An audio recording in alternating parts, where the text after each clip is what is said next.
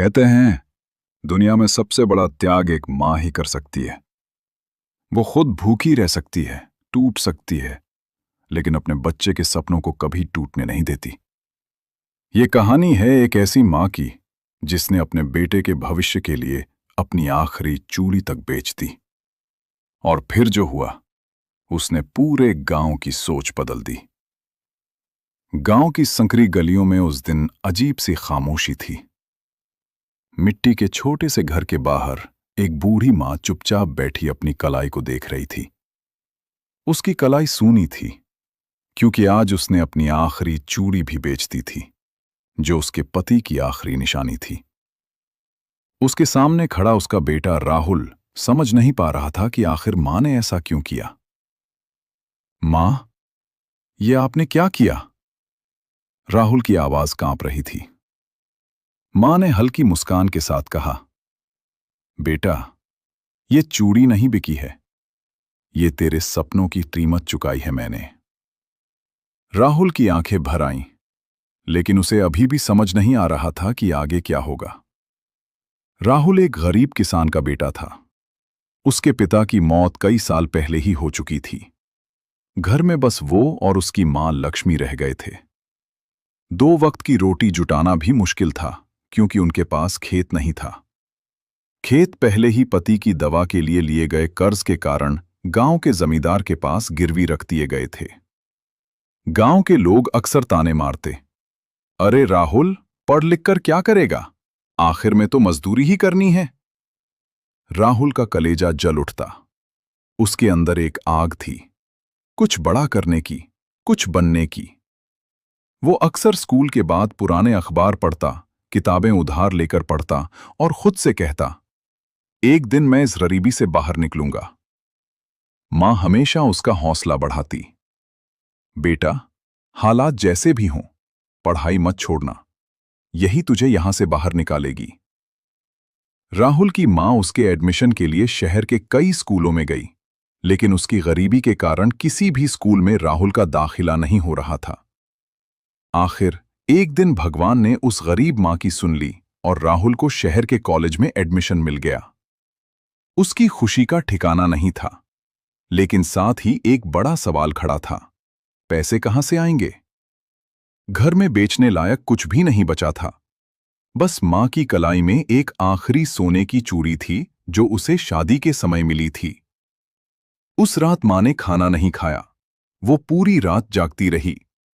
सुबह जब राहुल उठा तो मां घर में नहीं थी। कुछ देर बाद वो लौटी और उसकी कलाई खाली थी। मां, आपकी चूड़ी? राहुल ने घबराकर पूछा। मां ने उसकी आंखों में देखते हुए कहा, आज से तेरी पढ़ाई शुरू, अब पीछे मुड़कर मत देखना। राहुल समझ गया। उसकी आंखों से आंसू बहने लगे। राहुल उसी दिन शहर आ गया, लेकिन यहां जिंदगी और भी कठिन थी। रहने के लिए छोटा सा कमरा, खाने के लिए पैसे कम, पढ़ाई का भारी दबाव। वो दिन में ढाबे पर काम करता और रात में पढ़ाई करता। कई बार वो इतना थक जाता कि किताबें खोलते ही सो जाता। एक दिन ढाबे के मालिक ने डांटते हुए कहा, अगर काम नहीं कर सकता तो यहां से चला जा। राहुल चुप रहा, क्योंकि उसके पास कोई और रास्ता नहीं था। एक दिन कॉलेज में उसके प्रोफेसर ने कहा, जिंदगी में सफल वही होता है जो समय की कीमत समझता है। उन्होंने बोर्ड पर एक लाइन लिखी, time is more valuable then money. अर्थात समय पैसे से अधिक मूल्यवान होता है। उस दिन राहुल को एहसास हुआ, वो मेहनत तो कर रहा है, लेकिन सही दिशा में नहीं। और सही दिशा में की गई मेहनत ही व्यक्ति को सफलता दिलाती है। उसने अपनी दिनचर्या बदली। सुबह 4 बजे उठना, पढ़ाई के लिए टाइम टेबल बनाना, हर दिन छोटा लक्ष्य तय करना। धीरे धीरे उसका प्रदर्शन बेहतर होने लगा। ग्रेजुएशन करने के बाद उसने आईपीएस की पढ़ाई शुरू की। एक दिन अचानक उसके गांव से खबर आई, मां बहुत बीमार है। राहुल के पैरों तले जमीन खिसक गई। उसके पास इतने पैसे भी नहीं थे कि वो तुरंत गांव जा सके। उसे कुछ समझ नहीं आ रहा था। वो पूरी रात रोता रहा। उसे लग रहा था कि उसने अपनी मां को अकेला छोड़ दिया। लेकिन उसी समय उसे मां की बात याद आई, पीछे मत देखना। अगले दिन राहुल ने अपने आप को समझाया और खुद से कहा, अगर आज मैं हार गया तो मां का बलिदान बेकार हो जाएगा। उसने अपने दर्द को ताकत बना लिया। उसने मन की सारी व्याकुलता को खत्म करके और अधिक मेहनत से पढ़ाई शुरू की, और उसका एक ही लक्ष्य था, आईपीएस बनना। कई महीनों की मेहनत के बाद वो दिन आया, रिजल्ट का दिन। राहुल के हाथ कांप रहे थे जब उसने अपना रिजल्ट देखा। उसका नाम लिस्ट में था। वो पास ही नहीं हुआ था, बल्कि उसने टॉप किया था। उसे ढेर सारे पुरस्कारों से सम्मानित किया गया। राहुल आईपीएस बन गया। उस समय उसे सिर्फ उसकी मां याद आ रही थी। वो तुरंत गांव पहुंचा। घर के अंदर मां चारपाई पर लेटी थी, कमजोर, लेकिन उसकी आंखों में वही प्यार था।